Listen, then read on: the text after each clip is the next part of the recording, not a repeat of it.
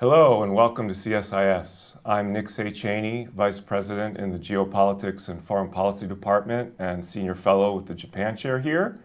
And it is my distinct pleasure to host this conversation on Japan's snap election. Prime Minister Sanae Takaichi dissolved the lower house of the Diet, or Parliament, on January 23rd and called an election on February 8th to boost the standing of her Liberal Democratic Party, which had lost its majority in both houses of the Diet in recent polls.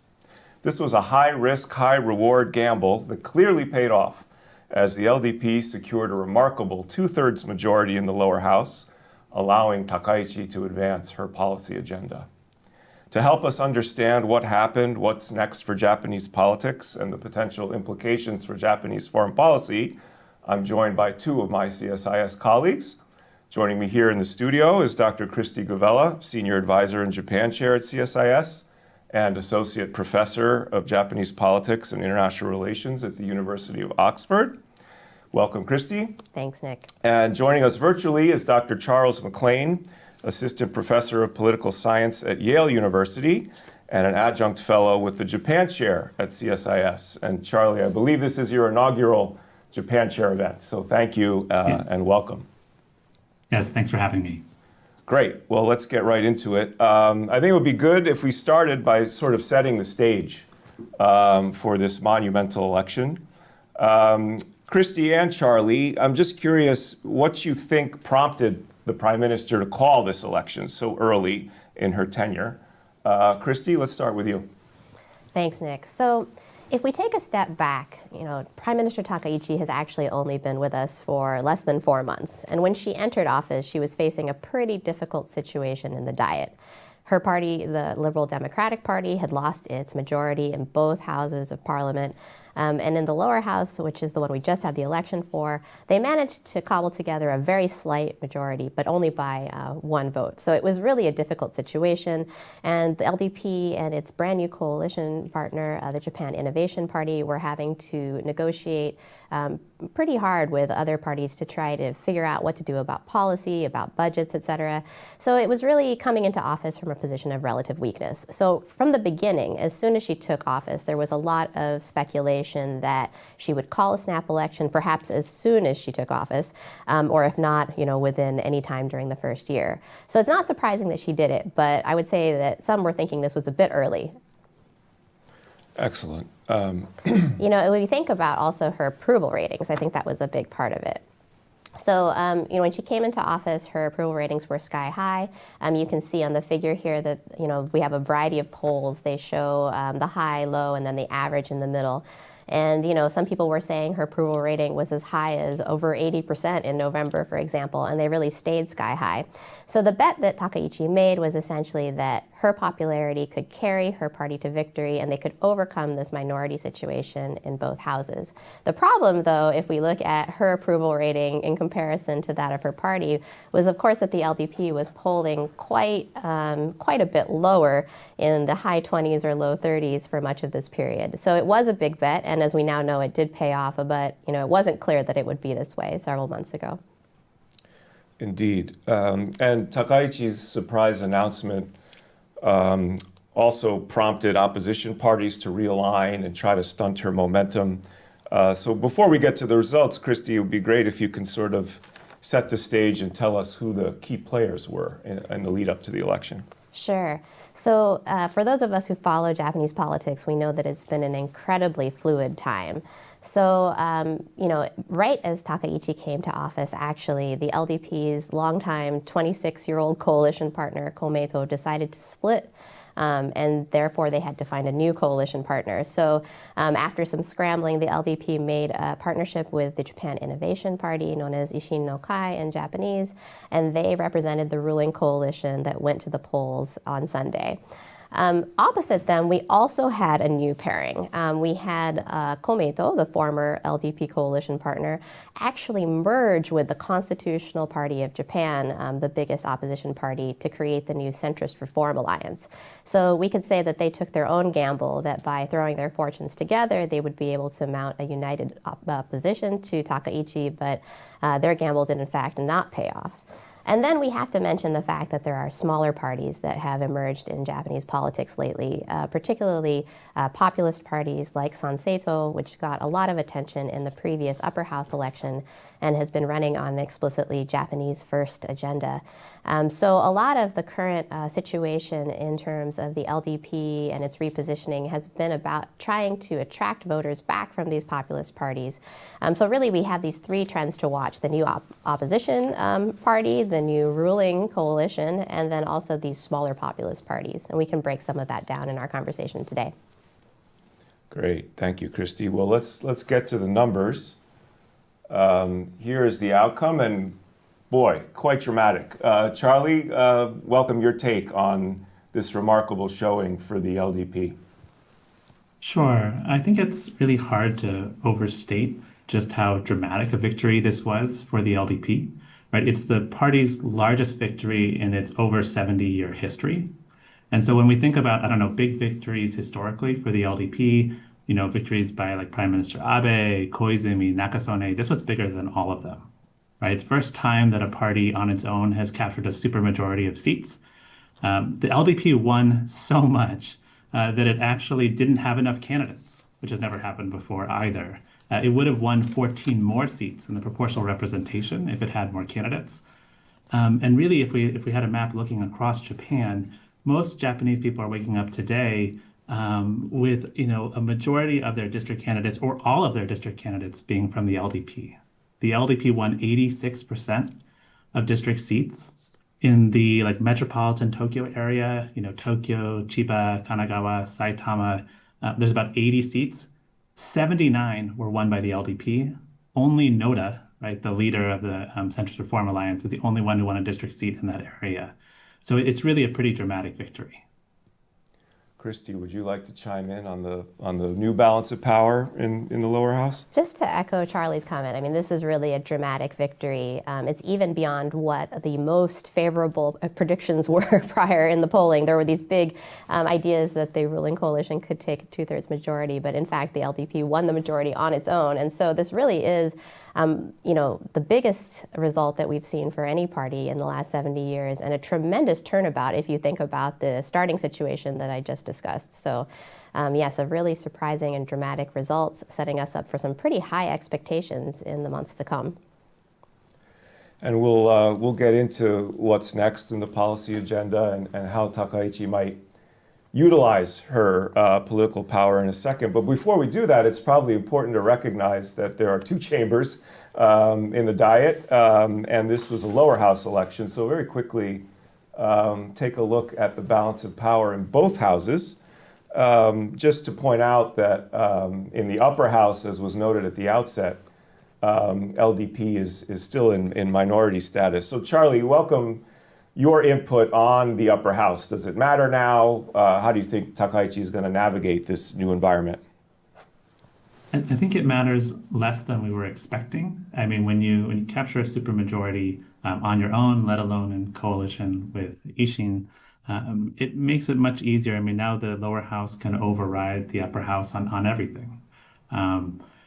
Usually when we think about Japanese politics, we obviously give primacy to the lower house. They select the prime minister. They really tend to be in control. And we often talk about the upper house's main power as the power to delay, to slow things down. So we'll see how active they are, given how popular Takaichi has been in terms of how much they try to slow down the agenda. But it's going to be difficult with that two-thirds supermajority in the lower house. I think the real thing we'll probably be talking about going forward, and I imagine we might talk about this later in the conversation, is now things like constitutional revision are on the table, right? And the two-thirds supermajority in the lower house means the LDP can get the conversations started, but to progress, you also need a two-thirds vote in the upper house. We've already had some people like Defense Minister Koizumi saying, now is the time to sort of start this conversation. But I think that will probably be where we talk about the upper house most, is does Takaichi kind of try to take this moment to really go after, the dream goal of the LDP, which is constitutional revision. Interesting. And heading into the election, much of the narrative was about the economy and what Takaichi would do on on economic strategy, and really interesting that we're already seeing signs of an interest in pursuing constitutional revision as a result of this dramatic outcome. Thank you, Charlie. Kristi, I'd welcome your perspective on the degree to which this election was really about Takaichi's popularity individually, or do you sense that the Japanese public is also animated by her policy agenda and her vision for Japanese politics going forward? Well, it's difficult to have a real referendum on policy when you've only been in office for less than 4 months. So I think a lot of what we're seeing is the idea that Takaichi managed to capture the imagination and the hope of the Japanese people that she can be a different kind of leader for the LDP. It's been clear, if we think about past elections, that people are tired of the money scandals that have plagued the party, of kind of the same kinds of leaders that they've seen for years. And she has been very savvy with social media. She's brought out her heavy metal drumming skills with the South Korean president. Her handbag has gone viral and sold out. So this is kind of a new vision for the LDP. And of course, she's the first female prime minister, which is also, very exciting for many people. So I think it was really a referendum on her potential, what people think that she can achieve going forward. But at top of mind really is the economy. So if we think about Japan right now, voters are facing inflation for the first time in a few decades, high prices for things like commodities, a weak yen, and they're still waiting for their wages to go up. So really, daily life is difficult. And so really, we want to see, in terms of Takaichi's next steps, if she's listening to voters, she should be dealing with these short-term economic needs, and then also trying to provide some kind of long-term vision for the future. So I think that's the balance she has to achieve. Also, voters were thinking to some extent about foreigner-related issues. So this is things like immigration, foreigners buying property in Japan, over-tourism. All of these things have gotten kind of lumped together into one big basket of foreigner-related issues. But those have also animated some voters, particularly those who were attracted by the populist parties. So I think all of these issues were in voters' minds. But I think we also have to highlight the other part of the story, which is really the fact that the Centrist Reform Alliance did not perform well. And so I think it was also a referendum on them and their new vision. So they kind of made this bet that by merging together, they would be able to offer a vision of Japan that was a much more centrist one, that they were consciously trying to push back against right-leaning populist parties, and also towards a shift towards the right by the LDP under Takaichi. But that obviously did not resonate with voters. Instead, it seems like voters had real questions about what this party stood for. And when it came to the polls, that was not their choice. So I think there were a few different kinds of issues going on, but we have to take into account both Takaichi's appeal and also the failure of the opposition to really rebrand themselves in this election. Great. Charlie, given your expertise on politics, I'd like to dig a little deeper into Takaichi's approval rating, if you don't mind. So here we have her approval by age and gender. Kristi mentioned how popular she was on social media, very powerful personality, and that really sort of dominated the election. Even if CRA tried to talk about policy, it really didn't resonate. So tell us a little bit more about Takaichi's approval and what you think it means for her going forward. Yeah, absolutely agree that we talked a lot about how popular she's been. And if you see this chart here, looking at age on the left and gender on the right, you see that she's above 50% with any group, right? But she's especially popular among younger voters. Right, and it was really a pretty dramatic turn last fall in the LDP leadership election too. We don't have Ishiba's numbers up here, but Ishiba's numbers with young people was something like 18%, and then we see it jumping all the way to over 70% among young people. Various reasons that people have pointed to. One being that she really kind of outplayed Sanseito and even the DPP in like the social media game. Very, very popular on YouTube, very clear messaging throughout the campaign, clear background. And then also like a very, I think, humble background that I think younger voters like. She's not a, second or third generation politician, right? She comes from family where her parents were a police officer and an office worker. So a number of these things, I think, helped her really resonate with younger voters throughout. And we'll see when we get sort of turnout figures later by age breakdown, but it definitely seems like this is, kind of carried through to younger support for the LDP as well. Great. And just following up on that, you can see demographically, traditionally, elderly generation in Japan, LDP supporters, but why don't you comment on that as well? Yeah, so this figure here is showing us, right, the sort of 5 of the major parties, showing us support from people in their teens and 20s up until their 80s plus. And if you look at the LDP, you might say, oh, well, the young people, don't support it as much as the elderly, but look at how much young people are supporting the LDP compared to other parties.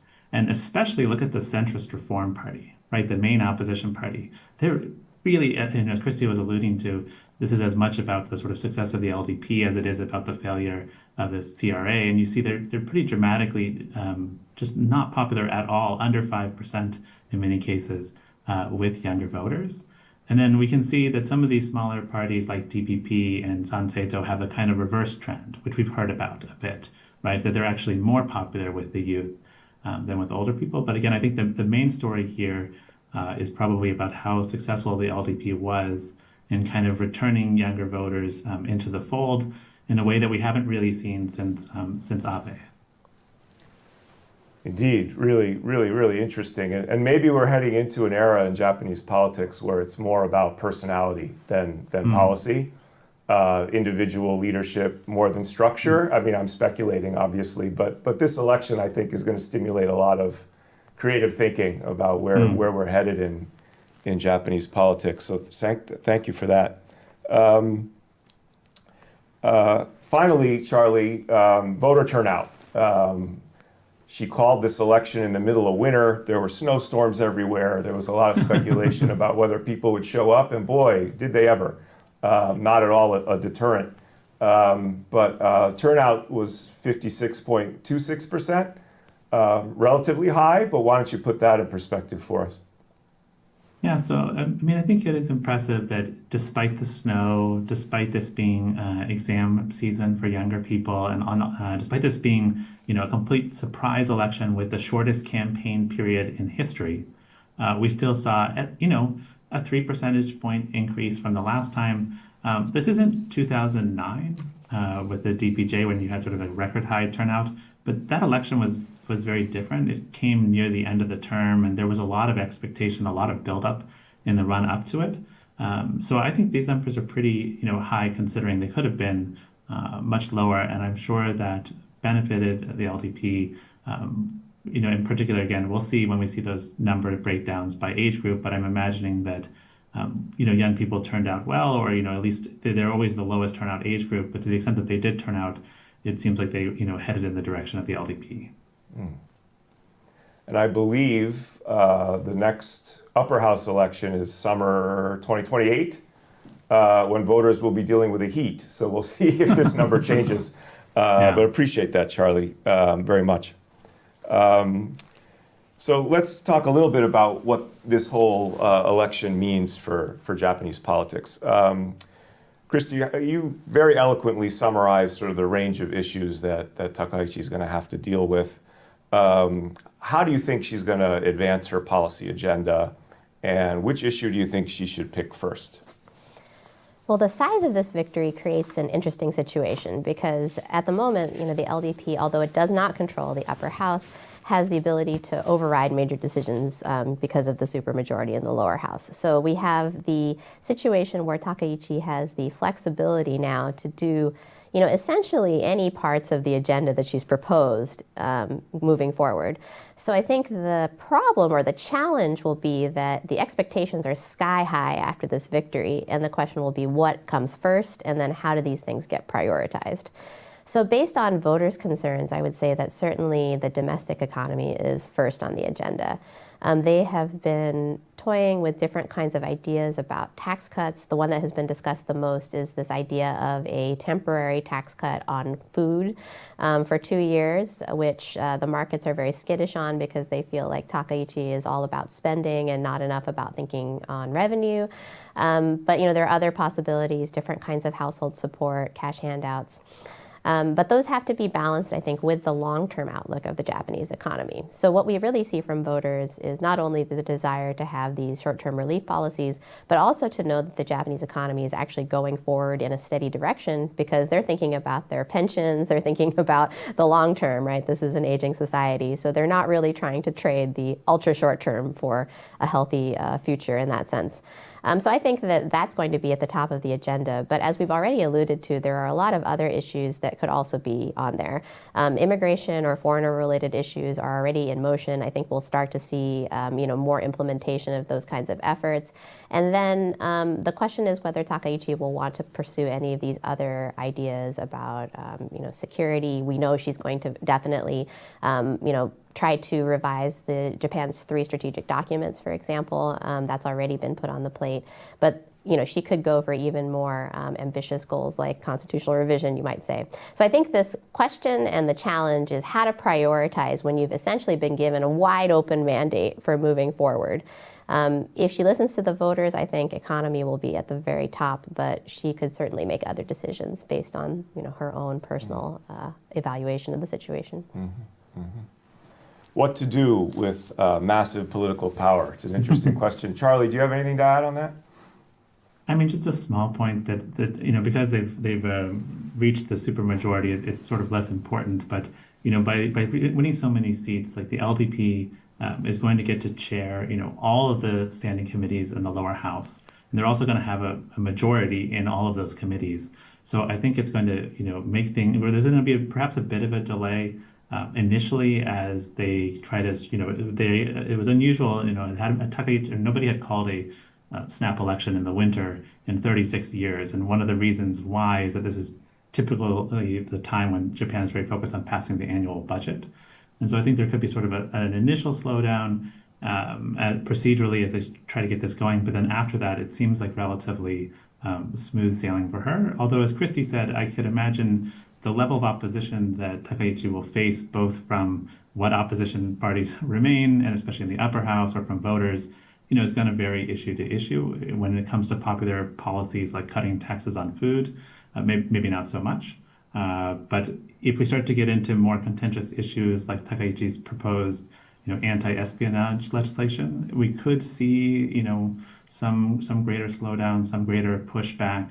And we might remember that, Abe, for example, when he was passing, working on some of the security legislation or some of the secrecy laws, also started to see a bit more pushback. So we'll just have to see going forward where Takaichi decides to sort of spend her political capital during this, really new honeymoon phase for her.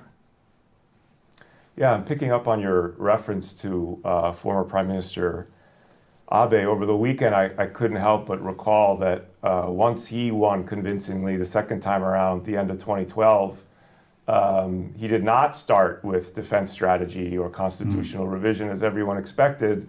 He pushed the economy, and that was the birth of Abenomics. So from my vantage point, it seems like economic strategy is the obvious place to start. But there's so many issues and so much potential. The degree to which Takaichi can manage the agenda will be something I'm sure we'll all be watching with great interest. We touched a little bit earlier on the state of the political opposition, the extent to which the centrist reform alliance, really didn't perform well in this election. But can we talk about the opposition more broadly? We have Sanseito on the right, which did pretty well. We have smaller parties like Democratic Party for the People, which have talked a lot about economic policy, and that seems to resonate with the public. So Charlie, just briefly, whether on the CRA or the opposition more broadly, what do you foresee?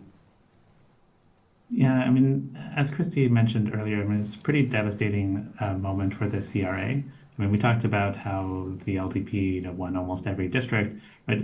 Think about this. We tend to think of like the CRA or, the CDP beforehand as the quote unquote main opposition force, right? And the one like sort of bigger party that's going to maybe compete in those single member districts with the LDP. This time around, the LDP won 249 single member districts. The CRA won 7, right? 7. It's pretty dramatic. And we saw even, people well known in DC and well known to like people who follow U.S.-Japan Alliance, former DPJ, heavyweights like Katsuya Okada even losing their seats. So certainly dramatic for them. I mean, even the DPP, Nick, which you mentioned, they actually won more district seats, 8 than the CRA. So I think, we're no longer in the time of minority government. So the smaller opposition parties like the Democratic Party for the People and like Sanseito are no longer crucial or something. I mean, maybe for the upper house in certain, again, constitutional revision or some things, but because the way forward has been so paved, like so smooth for Takaichi, she doesn't need them. But they did, either hold their own or slightly increase their seats. And so there may be a moment here where we're going to start looking forward of who really is going to be the main opposition force going forward, especially when we see this, kind of utter collapse of like parties on the left. Kristi, anything you want to add on that?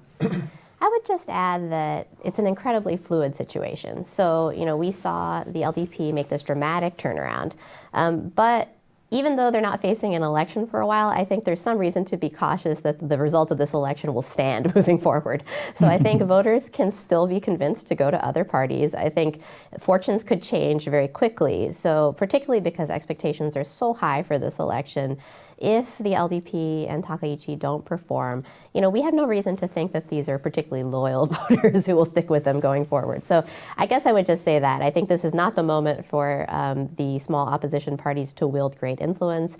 I think there needs to be clearly some deep soul searching on the part of the Centrist Reform Alliance about what they want to do moving forward and how they are going to reimagine or rebrand themselves in the future. But I think also there would be some note of caution necessary in thinking that this is a really solid reestablishment of the LDP if they don't meet some, at least, of the demands that the voters have. So, I think we're still in a situation of fluidity, even though it won't be tested by an election necessarily any time in the near future. Excellent, thank you. You both have done a great job analyzing the election results and the implications for Japanese politics. I think we should just take a second to talk about the strategic implications of this election. For me, the first one that stands out is China, which has applied massive coercive pressure against Japan in the wake of the Prime Minister's comments in the Diet last fall about the potential implications of a Taiwan contingency for Japan's national security. To me, this election outcome means that was a total failure. Takaichi is stronger. Her popularity increased as a result of Chinese coercion. And so I don't expect China's tactics to change in the near term, but I wouldn't be surprised if over time we saw a little more stability in Japan-China relations because Japan is not isolated and you have a very strong political leader with leeway to advance a very robust defense and foreign policy agenda. So that was interesting to me. And then, of course, President Trump on social media last week announced that he looks forward to hosting Prime Minister Takaichi in Washington next month. So she'll, in addition to managing this very robust and arguably complicated domestic policy agenda, has to pivot to diplomacy right away. And I think because she won so convincingly, that paves the way for a very productive visit with the president. She can talk about her policies on defense, her economic strategy, and most importantly, I think, remind the president that Japan is a reliable ally and that alliances support U.S. interests right before he heads to Beijing to talk to Xi Jinping.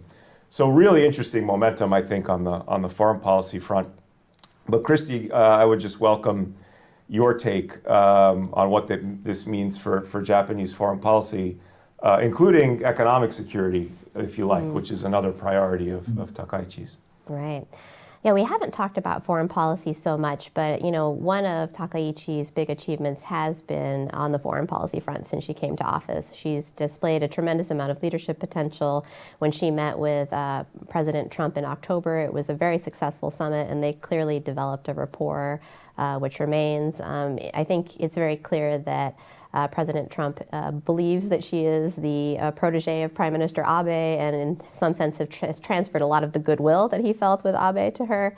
You mentioned that he had announced an upcoming meeting, and he also endorsed her in advance of the election and congratulated her immediately afterward. I'm sure, feeling some sense of personal responsibility as well for her victory. But, there's high expectations on the foreign policy front, too, if we think about U.S.-Japan relations. So, of course, the U.S. and Japan signed a trade deal last year that came along with a $550 billion investment commitment, and we still have yet to hear concrete details on how this is going to play out. So I think we would see Takaichi having to prioritize making a announcement of some kind about that. As well as on the economic security front, there were a number of deals dealing with critical minerals, different kinds of sectors like AI. Takaichi was economic security minister previously in her career, so she's very familiar with these issues. And then, of course, on defense, we are all anticipating that the U.S. is going to talk more about burden sharing, and it's already in its national defense strategy outlined new expectations for allies in terms of defense spending. And so there are good fundamentals between Takaichi and Trump, but very high expectations moving ahead. So as you said, she'll have to quickly pivot and figure out, how she can balance short-term results with a long-term trajectory that is still sustainable for Japan within its constraints. And then if we think more broadly, I think, of course, Takaichi is dealing with an international system that's in an incredible amount of flux right now. So she'll have to also think beyond the U.S. or beyond China about how to manage relationships with other partners like South Korea, Australia, Europe potentially, and what they want to do about bolstering the rules-based order that Japan always cites as being very essential to its national interests. So just like on the domestic front, I think a lot of big challenges for Takaichi, but so far she has proved she has the potential, so it just remains to be seen how she'll prioritize and implement in the days ahead. Excellent overview. Thank you. So you've both done an excellent job, like I said, really informative. But before we say goodbye, I'd just like to give each of you one more opportunity to share some key takeaways. So if people are thinking about Japan's leadership role in the international community or Takaichi's political power going forward, what do you think the key takeaways should be? Charlie, let's start with you.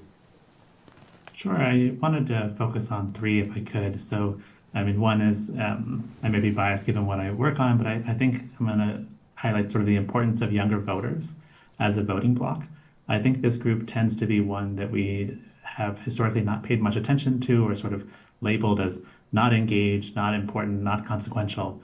But to Kristi's point about how fluid the situation is, how quickly things can change, a little over 6 months ago, last summer, we were really crediting the younger voters as a key reason why the LDP didn't perform well in the upper house. And now we're, the switch to Takaichi, now we're saying younger vote, and her ability to sort of, cater to younger voters through social media and other things. We're pointing to younger voters as a key reason why she performed so well and why the LDP performed so well this time. So I think going forward, not just sort of labeling young people as unimportant or disengaged or apathetic, but really focusing on better understanding this voting group and sort of why they switch so often or why they move from election to election will be important. The second thing I want to highlight is, again, how much things change in a year or two. Really the total change to the image of the LDP among voters under Takaichi. Right? Just 2 years ago, the LDP was suffering from this major fundraising scandal, the dissolution of the factions, questions about ties to the Unification Church, and all the pundits and media coverage were all about, is this sort of like the final nail in the coffin for the LDP, right? And then 2 years later, we're waking up today after, again, the party's largest victory ever. And so while I completely agree with Kristi, we don't know how long this will continue. It certainly seems like, Takaichi has certainly done well so far, and that she's aiming to have, she wants to have that kind of long tenure that Abe had as well. I'm sure she wants to challenge Abe for being the longest serving prime minister. So it'll be interesting to see, how durable this is, and to some things we discussed earlier, how much is tied to Takaichi. And then the last point, which I just sort of hinted at, is that I'm guessing that going forward, at least initially, we're not going to hear that much about sort of political reform, right? We were discussing lots about reform after the fundraising scandals and such, but Takaichi really brought back into the fold, back into the LDP, those members who were sort of tainted by the fundraising scandal, and has so far seemed, there hasn't been really major scandals, but it seemed kind of almost like to have, be like Teflon, like certain scandals that could have come up about her ties to the Unification Church or such, really were kind of diminished during the campaign. And so I don't imagine that the LDP is going to be, after this giant victory, going to be really looking internally or focusing on sort of reform. I imagine we'll be talking much more externally about their policies, both domestic and foreign. So I'll just end with those three thoughts. Youth vote, Takaichi's durability, and what happens with political reform. Excellent. Thank you, Charlie. Kristi, take us home. What are your key takeaways? Well, I would just make a couple of points. First, as I've already mentioned, I do think that this is a really remarkable victory, but it does set up really high expectations for the months ahead. So in a situation of fluidity, in a situation where there are so many domestic and international challenges, I think now the key test is really about the next steps moving forward and actually fulfilling some of these promises. So obviously, that's going to be very difficult, and it's not going to be a quick process. And I think that Takaichi and the LDP have bought themselves some time, they've bought themselves some flexibility, but there's going to be a need for them to be very strategic about communication with the public, about how things are going, and what the vision is for Japan. I really think that's a key part of what Takaichi has brought to the table, is that, she's potentially a new kind of LDP leader, for a brighter Japan, right? And so what does that look like? We have yet to know, but right now the voters are saying that they want her to stick around so they can find out, right? The second thing is just that, if we reflect more broadly on Japanese politics throughout history, we could say that perhaps we're at another moment where the LDP has succeeded in reinventing itself and, recapturing the public. We've seen, this is a party that's been in power for most of the last 70 years. It's not like they haven't encountered a lot of criticism over many similar issues in the past, but the key has been that every time they have been able to readjust, reinvent themselves, and to claim that they, the LDP, are better equipped and positioned to deal with problems than the political opposition. And that does seem to be what we hear in this election. But it remains for the LDP to really, again, make good on that promise. And if they can't, I do think that this fluidity is something that will stick around and will have to be noted. So again, this is a remarkable victory for Takaichi and the LDP, but it should be noted that it's all about the implementation and what comes next. Fluidity and implementation. It's great. I always think in terms of keywords, and you both have helped me very much. Thank you, Kristi. Thank you, Charlie. Real pleasure to talk to you this morning. Thank you also to the Japan Chair team, our streaming and broadcasting team here at CSIS, and also the Ideas Lab for helping us with the graphics. And most importantly, thanks to you, the audience, for joining us today. If you'd like to learn more about the Japan Chair, please check us out on the CSIS website or on social media, X or LinkedIn. Thank you very much, and have a good day.